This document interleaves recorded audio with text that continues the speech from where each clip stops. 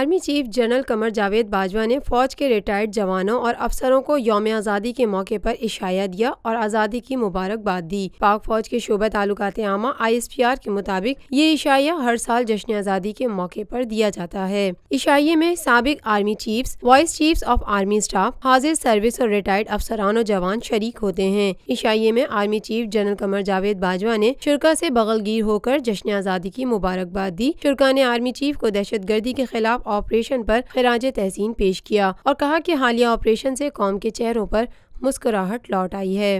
روفی Pearl city scheme 33 کی prime ترین location پر M9 interchange کے ساتھ معمار موڑ کے سامنے اور میمن ہاؤسنگ سوسائٹی کے درمیان۔ گزشتہ 50 سالوں سے آپ کا اعتماد لیے روفی پراپرٹیز آپ کے لیے لائے ہیں وہی معیار۔ روفی پرل سٹی 120 150 200 اور 240 گز کے تیار بنگلوز پر مشتمل ایک مکمل secured gated community living project Roofi Pearl City, جدید ترین سہولتوں سے آراستہ، پرسکون اور پرفضا رہائش، جس میں تھیم پارک، فٹنس سینٹر، مسجد، solar power backup, RO plant کے ذریعے 24 گھنٹے میٹھا پانی۔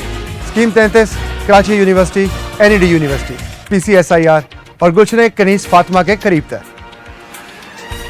روفی بردرز کی گولڈن جوبلی پر اوورسیز اور سابقہ تمام مائنورٹیز کے لیے 10% کا خصوصی ڈسکاؤنٹ۔ بکنگ اور دیگر تفصیلات کے لیے east land marketing UAN 11117834۔ Lotus Lake Towers, a groundbreaking endeavor by Lotus Properties.